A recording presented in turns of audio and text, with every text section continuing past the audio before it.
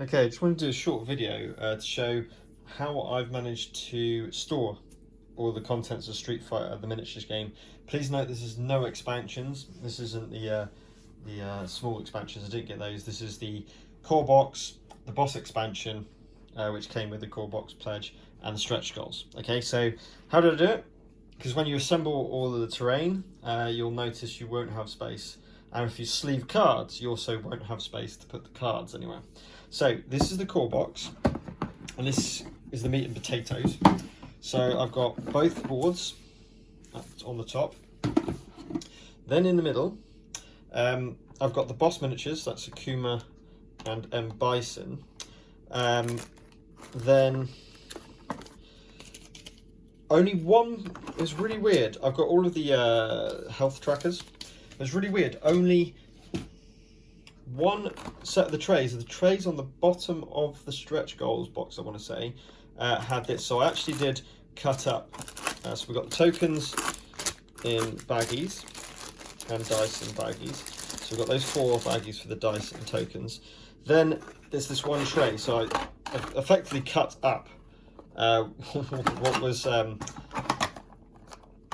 try and save space and to try and fit things in. So Akuma and M. Bison were cut up individually, and then slice this part of the tray. Just be careful of sharpness. And this was the only tray that actually took sleeved cards,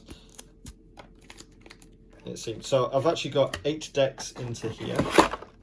I think I've got Sagat, Bison, Balrog, Vega, Ken Ryu, Chun-Li, Honda as a kind of the classics.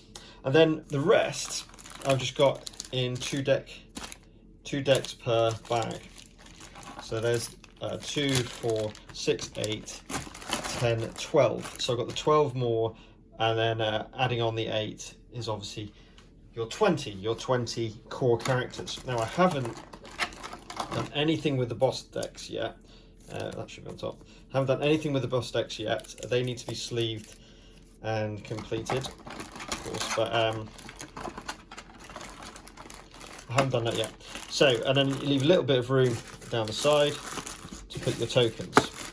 Now, a little bit of a tip: the health tracker app's fantastic. It's really good. It's got special sound effects and stuff. But the other thing is these little. Now I've made them quite small, but for each character, it tells you the ranges and the percentage of cards that can do those. So you can get a kind of idea. It's really handy if you're playing, especially new players, to give them an idea of how many cards of each one they've got to help them with the countering, or else they're not going to have a clue of how to counter.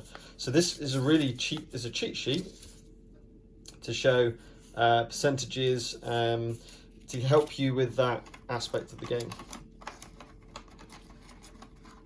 And what I'll do is I'll try and link a copy of these in the description below.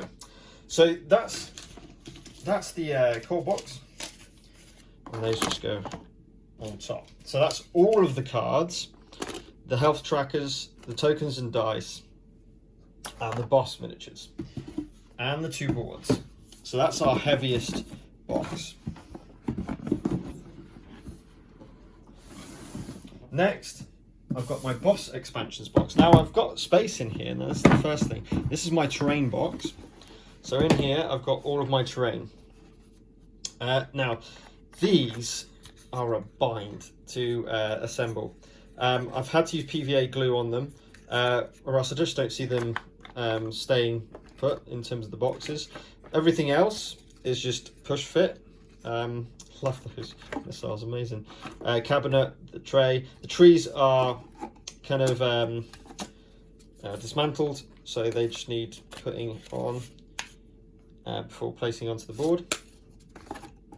Tables here as well. One of the tables, yeah, I had a bit of a problem with one of the tables. It's really not worked. I'm gonna have to kind of flatten these out a little bit and try and get it through to get it stuck on. But that's my terrain, and you can see I've got a ton of space available in this box. So potential other bits and bobs I want to add in there. Now I should have mentioned this before. I printed out again. I think it's Spider Seb who produced these boxes. well, like the print, I think I'll just use a cardboard box here, but when I went to print it, it's a bit too big. Now, if I can get these a bit smaller, they'll fit in that core box, and then I can just have a deck box for each one. That will be really handy to go in that core box. That'll be a lot better, protect the cards better than what I've got it. So this is my terrain box, and with a bit of chopping, a bit of slicing, in the stretch goals box I managed to put all of the other miniatures. So I've got the manuals, the rule books, all paperwork, and the classics board in there. Then what you'll see I've done is I've just kept that tray just as it is, but with the other two I've chopped off one section and chopped off the other section, because the card slots that they gave us don't fit sleeve cards, so they were pointless to keep. So I've got all of my characters in there. I've also named all of those champions in permanent pen, so I know where each character goes. And that's it. So that's what I've done to manage to fit all of the stuff relatively safely in the 3 boxes that come with the core pledge. And still a fair amount of stuff, still a fair amount of content and a fair amount of boxes. I've definitely seen people do a better job, do a much better job, but if you haven't got money to spend, then I suggest you have a go. Maybe at doing something like I've done.